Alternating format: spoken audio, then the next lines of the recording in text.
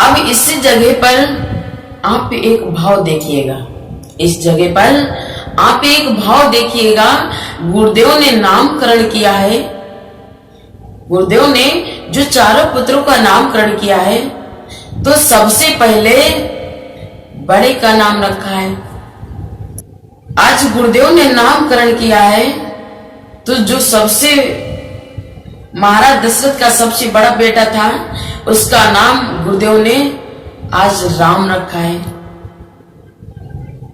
बड़े बेटे का नाम राम रखा है और उससे छोटे का नाम रखा है भरत।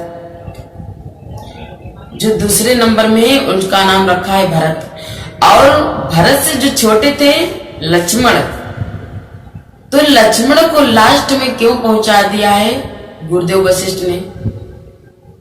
जबकि शत्रुघ्न जो थी वो सबसे छोटे थे और सबसे लास्ट में शत्रुघ्न को पहुंचाना चाहिए था, सबसे लास्ट में शत्रुघ्न का नाम रखना चाहिए था। लेकिन गुरुदेव ने एक क्रम क्यों बिगाड़ दिया है? ये गुरुदेव वशिष्ठ ने क्रम क्यों बिगाड़ दिया है? लक्ष्मण को चौथे नंबर में रख दिया है और शत्रुघ्न को तीसरे नंबर में। ऐसा क्यों किया है? एक क्रम क्यों बिगाड़ा है गुरुदेव वशिष्ठ ने? लेकिन याद रखना मेरे प्यारे,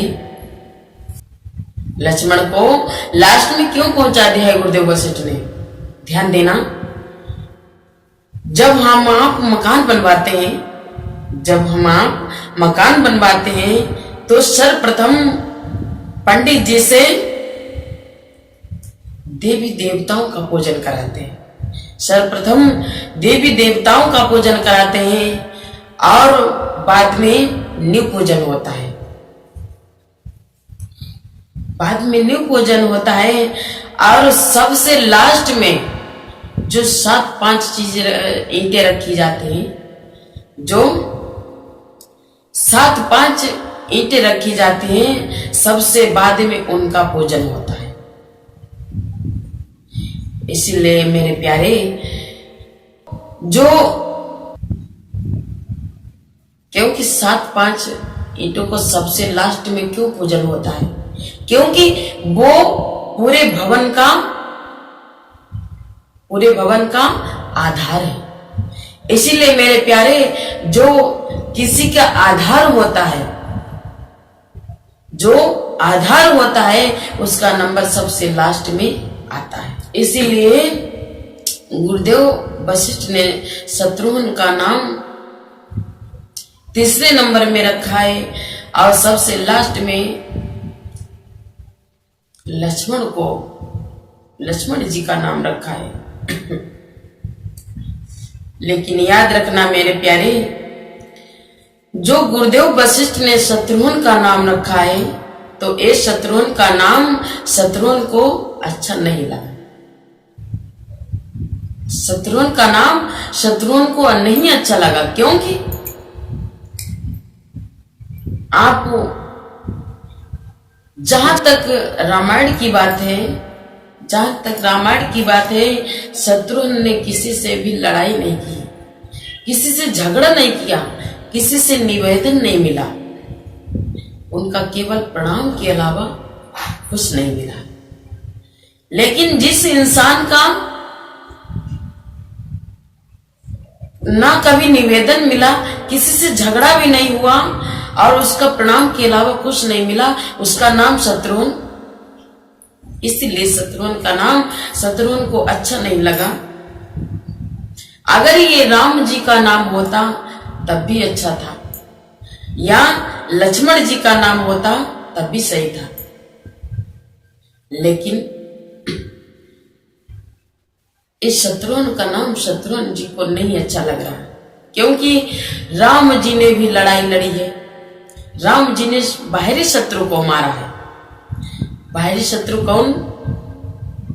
राम जी ने बाहरी शत्रु को मारा है। बाहरी शत्रु थी कौन? ताड़ुका।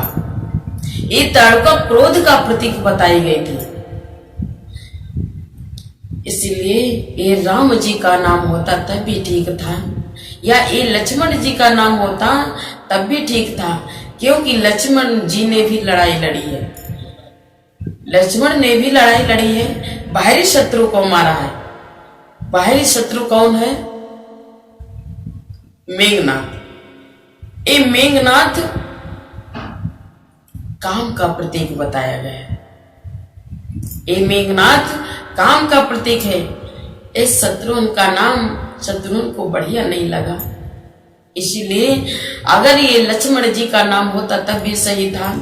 ध्यान देना मेरे प्यारे, राम जी ने बाहरी शत्रु को मारा और लक्ष्मण जी ने भी बाहरी शत्रु को मारा है। राम जी ने बाहरी शत्रु ताड़ुका को मारा है। ताड़ुका क्रोध का प्रतीक बताई गई है, और लक्ष्मण जी ने मेघनाथ को मारा है। मेघनाथ काम का प्रतीक बताया गया है। लेकिन मेरे प्यारे, बाहरी शत्रु को मारना आसान है। बाहरी शत्रु को मारना आसान है, लेकिन जो हमारे अंदर शत्रु बैठा है उसे मारना आसान नहीं है। उसे मारना आसान नहीं है मेरे प्यारे। लेकिन जो बताया है कि जो हमारे अंदर शत्रु बैठा है, कौन सा शत्रु बैठा है? हमारे आपके अंदर कौन सा शत्रु बैठा है? और अयोध्या के अंदर कौन शत्रु था? अयोध्या में कौन अंदर का शत्रु था? मंथरा। मंथरा लोभ का प्रतीक थी। मंथरा लोभ का प्रतीक बताई गई है। लेकिन मेरे प्यारे, उसको किसने फिट किया? उसको शत्रुघ्न ने उसको फिट किया है।